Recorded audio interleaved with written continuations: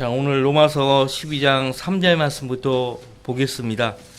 앞서 로마서 12장 1절, 2절 말씀에서 구원받은 성도들, 하나님의 모든 자비하심을 안 성도들에게 너희 몸을 하나님께서 기뻐하시는 거룩한 산 제물로 드리라고 권면하고 있고, 그것이 하나님께 드릴 합당한 예배라고 권면했습니다.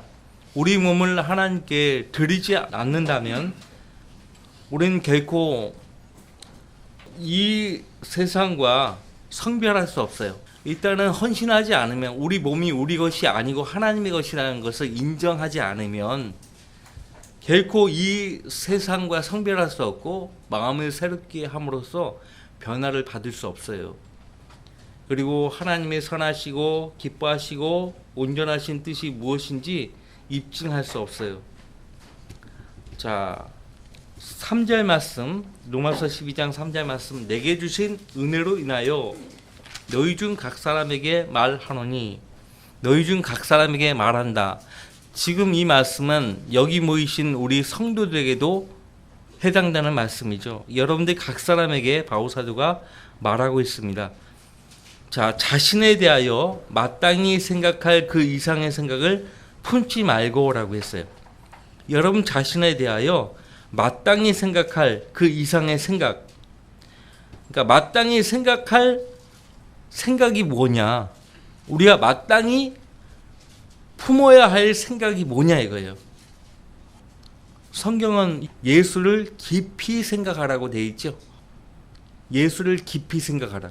빌립보서 2장에서 너희 안에 이 생각을 품으라. 곧 그리스도 예수의 생각이니 라고 했어요. 예수님의 그 생각을 바울사도가 빌립보서 2장에서 피력하고 있죠. 어떤 생각인가? 자신의 영예를 버리시고 우리 죄인들을 구원하기 위해 죽기까지 순종하셨다고 말씀하고 있어요. 죽기까지 순종하신 예수 그리스도의 그 생각을 품으라고 바울사도가 권면하고 있죠. 교만하지 말라는 거예요. 교만하지 말라. 자신을 높이지 말라는 거예요. 자, 마땅히 생각할 그 이상의 생각을 품지 말고, 내 믿음의 분량이 이 정도인데 그 이상의 생각을 품는 거예요. 이제 막 거듭난 사람인데 영적으로 성장해야 될 그 상황인 걸 알아야 되는데, 아, 나는 이제 목사가 될 거야. 아, 나는 이제 선교사가 될 거야. 그런단 말이에요. 다만 하나님께서 각 사람에게 나누어 주신 믿음의 분량에 따라 건전하게 생각하라. 그러니까 마땅히 자신에 대해서 마땅히 생각할 그 이상의 생각을 품지 말고 믿음의 분량에 따라, 그 믿음의 분량도 하나님께서 우리 각 사람에게 나누어 주셨다라고 말씀하고 있어요. 은혜도 나누어 주셨고 믿음의 분량도 하나님께서 나누어 주셨어요.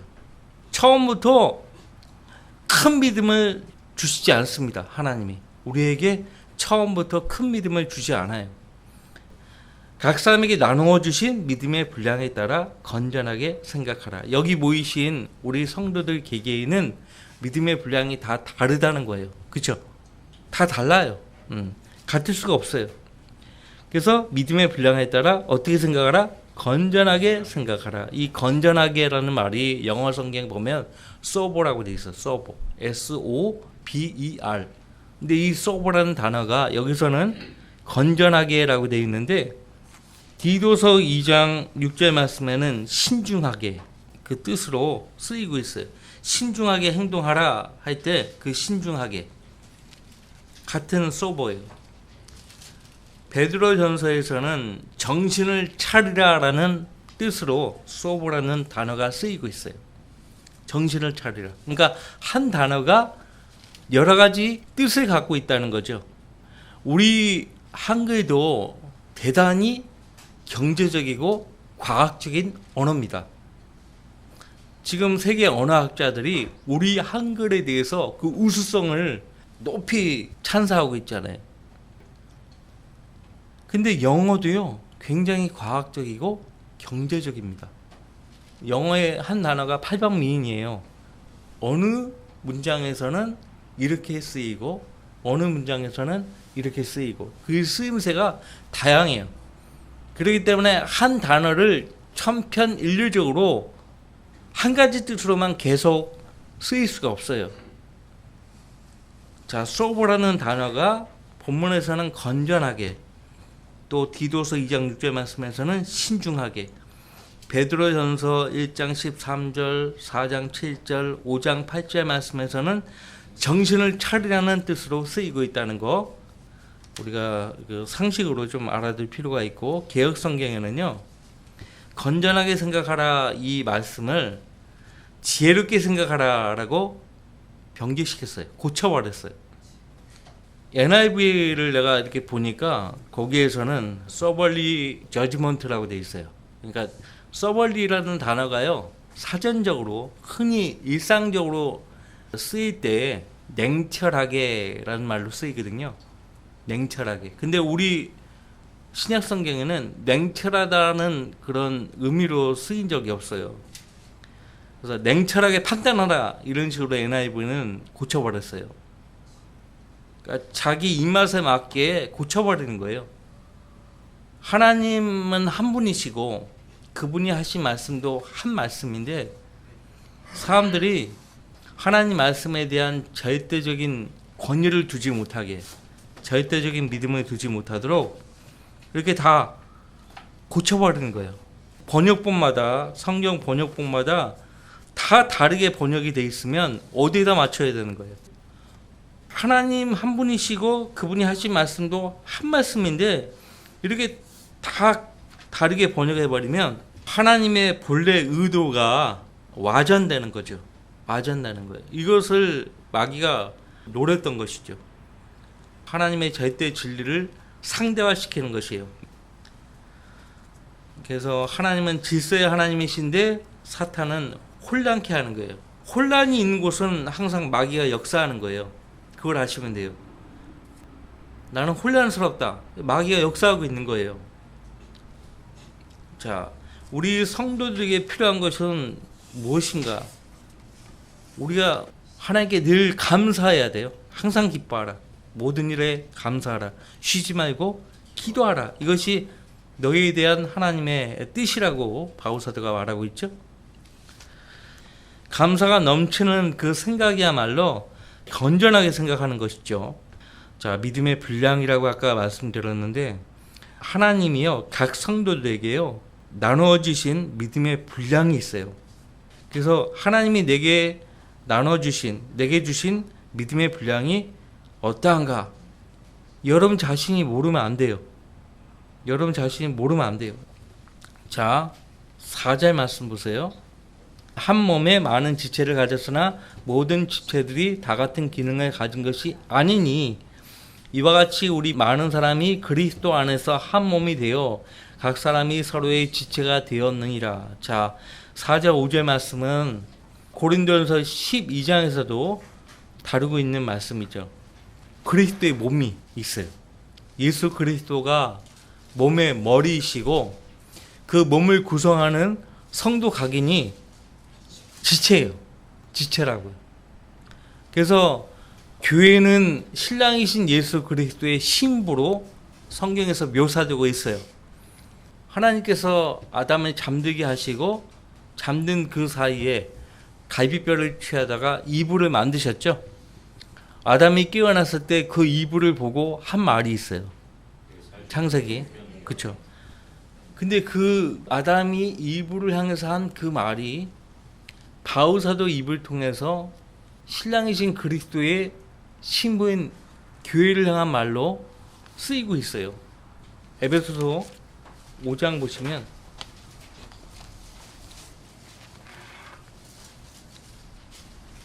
그래서 이 성도의 가정 있잖아요. 그리스도인 남편과 아내. 그리스도인 남편과 아내는 신랑이신 예수 그리스도와 신부인 교회가 그 가정의 모델이에요. 자, 에베소서 5장을 보시면요. 22절 아내들아 너희는 너희 자신의 남편에게 복종하기를 주께 하듯 하라. 이는 남편이 아내의 머리됨이 그리스도께서 교회의 머리됨과 같음이라. 그는 몸의 구주시니라. 내 남편은 아직 주님을 영접하지 않았는데요. 구원받지 않은 남편이어도 성경대로 말한다면 머리예요. 머리라고. 무시하고 그러면 안 돼요. 거듭나지 않았다고 남편이 무시하고 그러면 안 돼요. 내 남편이고 내 머리예요. 자, 24절. 그러므로 교회가 그리스도께 복종하듯이 아내들도 자기 남편에게 매사에 그렇게 해야 할지니라. 성경에서 말씀하는 교회는 항상 신랑이신 예수 그리스도께 복종하는 모습이에요. 복종해야 돼요. 근데 오늘날 교회는 전혀 복종하지 않죠. 그러니까 오늘날 가정들을 보면 아내들이 남편에게 복종하지 않아요. 근데 아내들이 남편에게 복종하지 않는다고 탓할 문제가 아니에요. 그 남편 또한 예수 그리스도께 복종하지 않는 거예요. 그렇잖아요. 그러니까 하나님의 질서를 안다면 남편도 정신 차려야 돼요. 거듭나지 않았으면 거듭나야 되고, 거듭났어도 예수님의 머리됨을 아직 인정하지 않고 있다면 인정하며 살아야 돼요. 그 기본적인 것이 안 돼 있는 상태에서 뭘 하겠어요? 주님으로 해서 뭘 하겠어요? 자, 뭐 계속 읽고 싶은데 시간 관계상 여러분들 거기 29절, 사람마다 항상 자기 육신을 미워하지 않고 오히려 육성하고 아끼기를 주께서 교회에게 하신같이 하나니 이는 우리가 그의 몸과 그의 살과 그의 뼈의 지체입니다.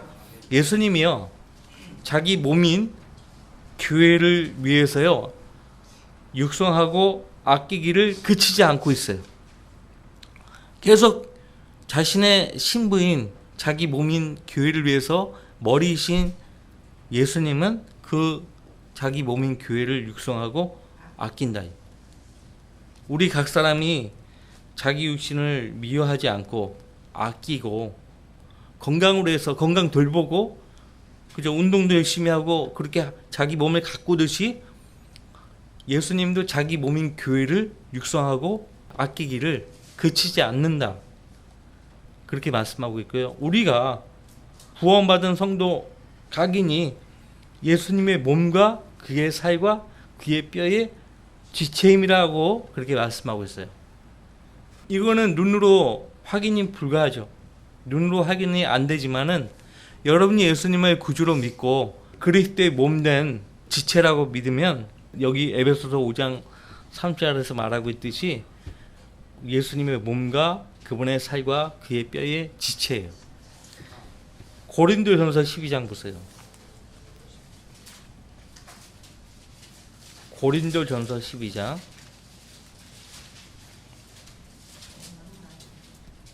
14절. 몸은 한 지체가 아니라 여러 지체로 되어 있으니 만일 발이 말하기를 나는 손이 아니므로 몸에 속하지 아니한다 하여 그것이 몸에 속하지 않는 것이냐, 또 만일 귀가 말하기를 나는 눈이 아니므로 몸에 속하지 아니한다 한다면 이로 인하여 그것이 몸에 속하지 않는 것이냐, 온 몸이 한 눈이라면 듣는 곳은 어디며 온 몸이 듣는 곳이라면 냄새 맡는 곳은 어디겠느냐. 그러나 이제 하나님께서는 친히 원하시는 대로 지체들 각각을 몸 안에 두셨느니라. 자, 하나님께서 친히 원하시는 대로 지체들 각각을 몸 안에 두셨느니라. 그래서 하나님이 눈의 역할을 하는 성도, 귀의 역할을 하는 성도, 입의 역할을 하는 성도, 손과 또 발의 역할을 하는 성도, 그 다음에 여러 가지 장기가 있잖아요. 눈에 보이지는 않아요. 근데 다른 성도들을 위해서 열심히 기도해주고, 보이지 않는 그 음지에서 다른 성도들과 교회를 위해서 열심히 일을 하는 거예요. 우리 몸속에 있는 장기들은 보이지 않지만 열심히 일을 하고 있잖아요. 정말 고마울 정도로 여러분의 뭐 소장이나 대장이나 위장이나 신장, 부신, 하다못해 부신 있잖아요. 너무나 그렇게 우리를 위해서 쉬지 않고 나를 위해서 일해주고 있는 그 장기들, 그것처럼 장기들처럼 보이지 않는 음지 속에서 교회와 성도들을 위해서 열심히 일을 하는 그런 성도도 있어요. 그러니까 왜 형제자매들은 일을 안 해? 왜 형제자매들은 교회를 위해서 활동 안 해? 이렇게 지적할 수 없어요. 꼭 눈에 보여야 되는 것이 아니잖아요. 섬김이라는 것이 눈에 보여야 되는 것이 아니에요. 보이지 않아도 음지에서 열심히 활동하는 섬기는 성도들이 있다는 것을 기억하시기 바라고요. 그래서 한 몸에 많은 지체를 가졌으나 모든 지체들이 다 같은 기능을 가진 것이 아니라는 것. 이와 같이 우리 많은 사람이 그리스도 안에서 한 몸이 되어 각 사람이 서로의 지체가 되었느니라. 그래서 우리가 이 몸에서 서로 귀중하지 않은 존재가 없잖아요. 뭐 하나 잘못되면 다 같이 아파요. 심지어는 여러분들 손톱이 만약에 빠졌다.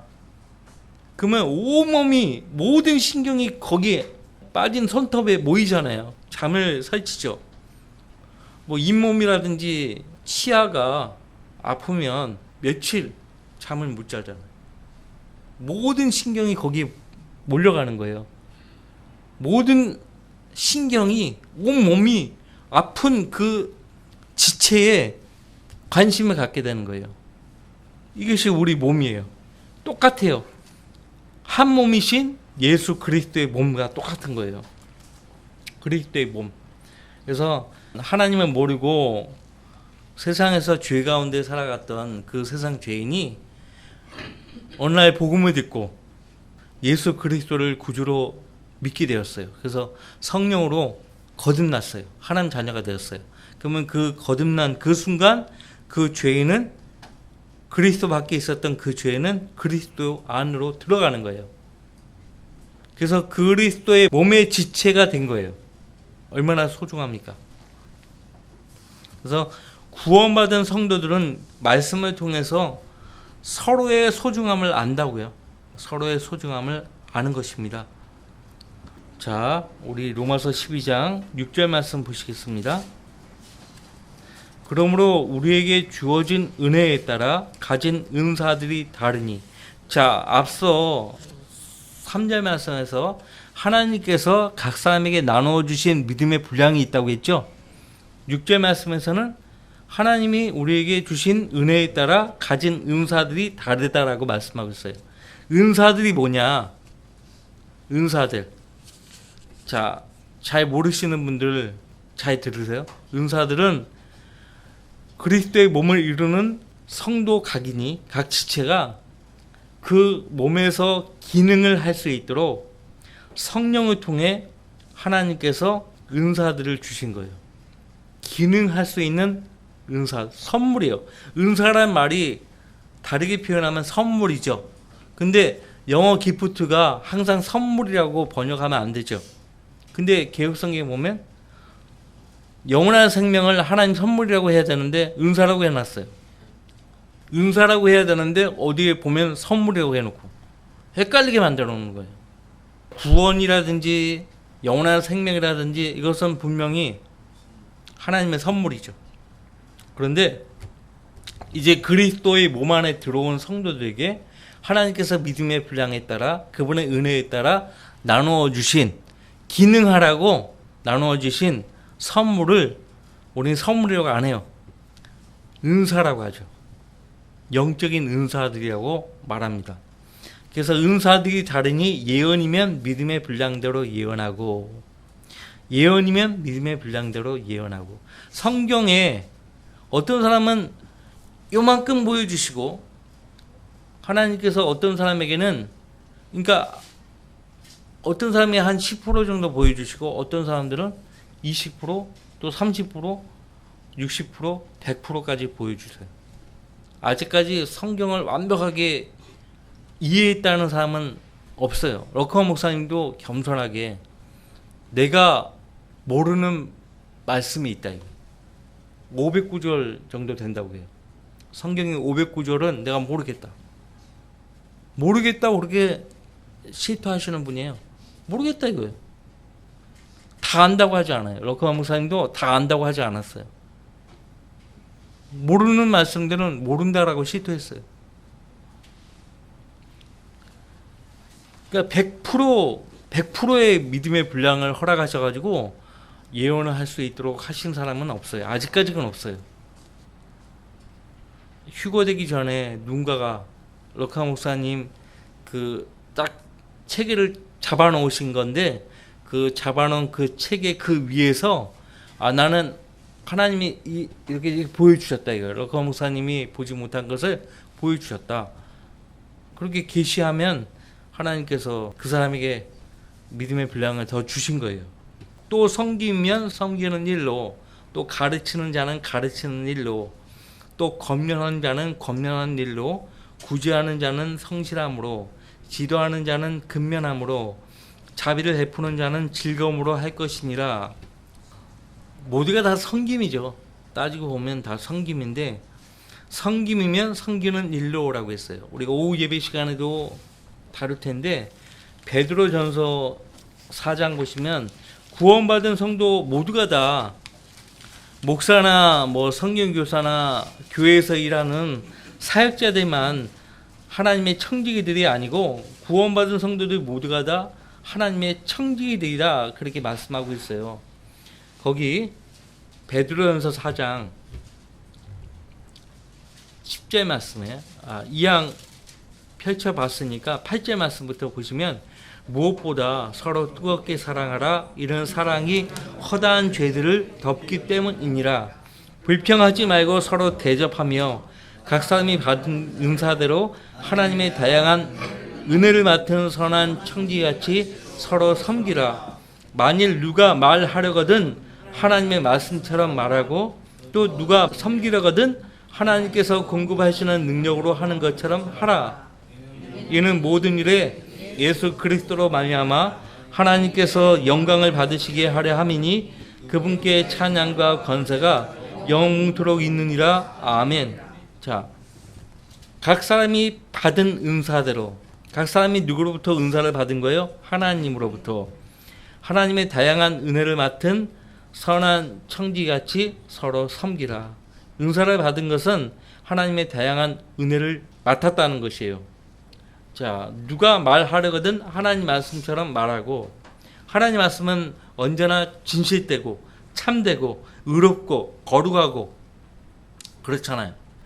하나님 말씀처럼 진실되고 그렇게 말하고, 섬기려거든 하나님께서 공급하시는 능력으로 하는 것처럼 하라.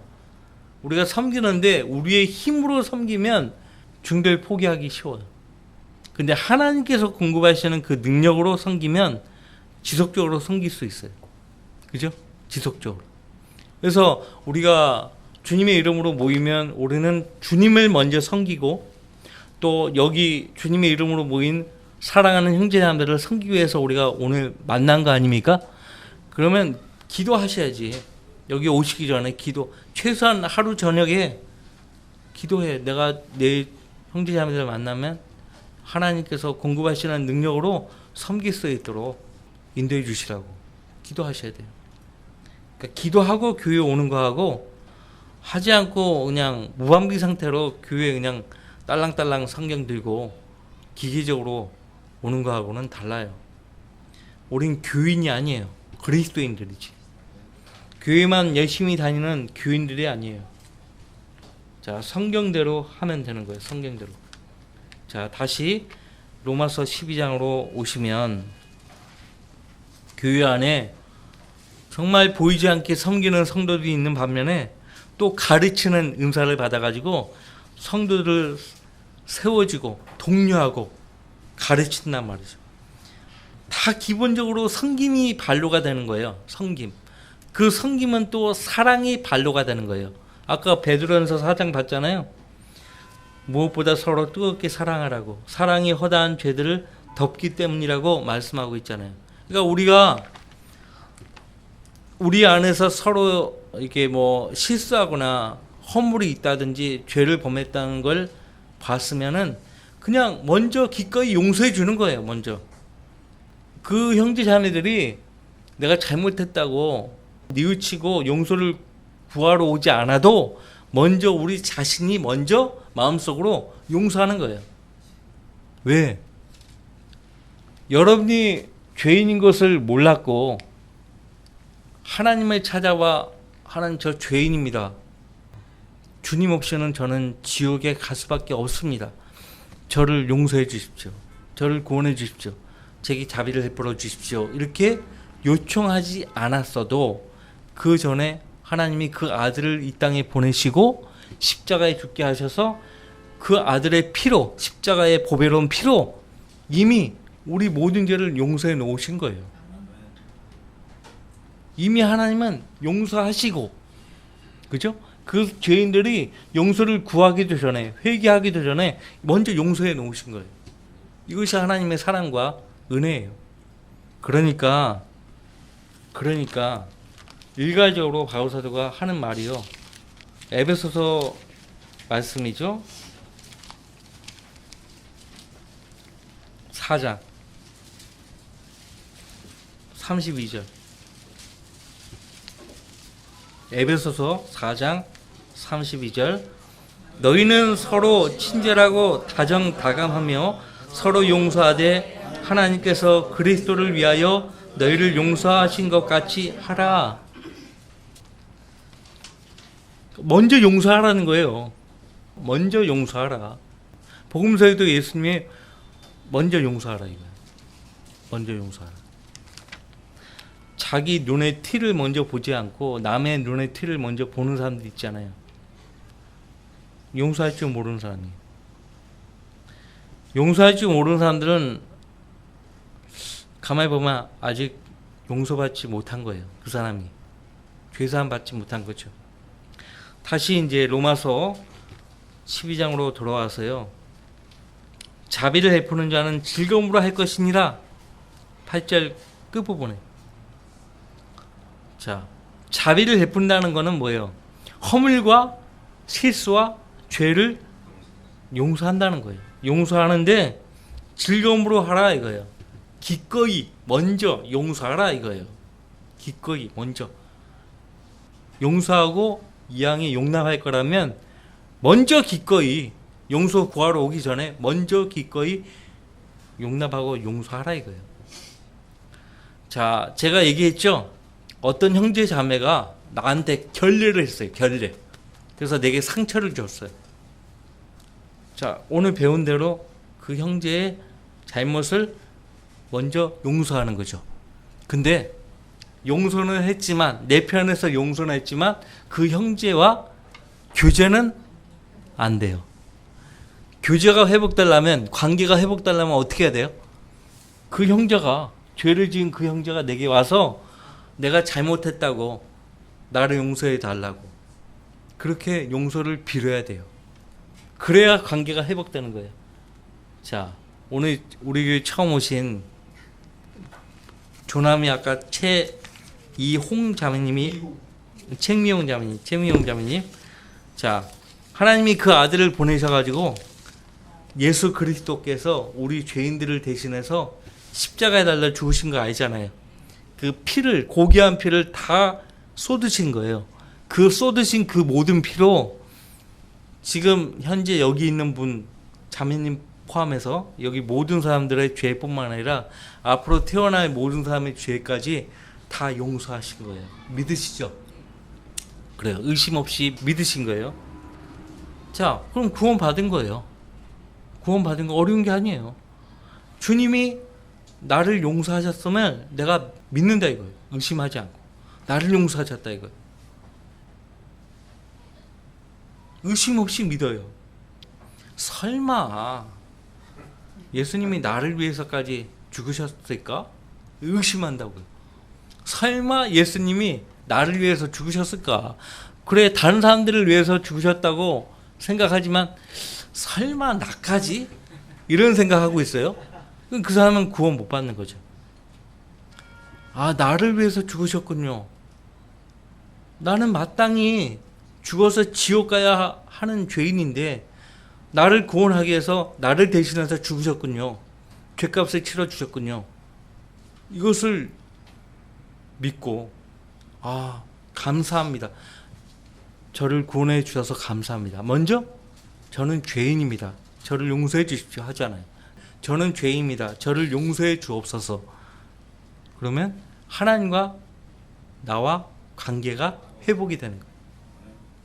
근데 그 회복된 관계는요, 원수 관계에 있었던 죄인이 이제 하나님의 자녀가 돼버린 거예요. 그리고 하나님은 나의 아버지가 되신 거라고. 근데 아버지와 하나님과 자녀된 나와의 관계는요, 내가 죄를 범했어도 끊어지지가 않아요. 없어지지 않는다고. 영원히 가는 거예요. 자, 내 품에서 태어난 내 자식 있잖아요. 내 자식이 아주 말썽 부리고 내 뜻대로 살지 않고 욕먹이는 짓만 골라하고 그런다고. 그렇다고 부모 자식 간의 관계를 끊습니까? 요즘 그런 사람들이 좀 많은데 그 혈륜을 버리는 거예요. 저버리는 거예요. 아니 그렇게 끊는다 해도 그 부모 간의 그 관계는 영원한 거잖아요. 안 그래요? 영원한 거예요. 하나님과의 관계는 영원한 것입니다. 그걸 아시면 돼요. 자, 그래서 9절 말씀 보시면 사랑이 거짓이 없게 하라. 악을 증오하고 성과 연합하라고 해서 사랑이 거짓이 없게 하라. 위선적으로 대하지 말라는 거예요. 하나님을 대할 때도, 하나님 말씀 대할 때도, 또 다른 성도들을 대할 때도 거짓으로 대하지 말라는 거예요. 거짓으로 대하지 말라. 바울 사도만이 이런 말을 하는 것이 아니에요. 아까 우리 베드로전서 4장 봤잖아요. 무엇보다 서로 뜨겁게 사랑하라. 이 말씀만 하고 다음 주 이어서 공부하도록 하죠. 베드로전서 1장이었나? 1장 22절. 베드로전서 1장 22절 같이 읽습니다. 너희가 성령을 통하여 진리에 순종함으로써 너희 혼들을 정결케 하여 가식 없는 형제 사랑에 이르렀으니 순결한 마음으로 서로 뜨겁게 사랑하라. 가식 없는 형제 사랑이라고 했죠. 사랑에 거짓이 없게 하라고 했는데 그것이 뭐냐? 가식이 없는 형제 사랑이에요. 가식이 없어야 돼요. 거짓이 없어야 돼요. 그래야 순결한 마음으로 서로 뜨겁게 사랑할 수가 있어요. 그렇잖아요. 남편과 아내, 친구, 또 부모, 자식 간의 관계. 사랑을 하는데 어떤 계산적으로 하고 그러면 그건 틀려먹은 거죠. 틀려먹은 것이에요. 그래서 성경들 하면 문제될 것이 없다니까요. 성경에 맞추고 성경대로 하지 않으니까 문제가 발생하는 거죠. 항상. 그러니까 우리의 삶의 교범은 성경이에요. 성경. 성경대로 하면 되는 거예요. 항상 성경을 열심히 읽고 그러면 성령께서 여러분이 읽은 그 말씀에 조명을 주셔가지고 그 말씀대로 살 수 있도록 도와주시는 거예요. 적극적으로. 거듭나지 않은 사람들은요. 교회만 다니는 교인들은 성경을 아무리 읽고 공부해도요. 그냥 그때뿐이에요. 그 순간뿐이에요. 그냥 교회 문을 박차고 나가면서 그날 들었던 모든 말씀들이 징발돼 그냥 싹 사라져 버리는 거예요. 마음에 가슴에 심겨지지가 않아요. 거듭나지 않았기 때문에. 이게 거듭난 사람과 거듭나지 않은 사람과의 차이예요. 그걸 아셔야 돼요. 자, 그러면 쉬었다가 오전 예배에 뵙겠습니다.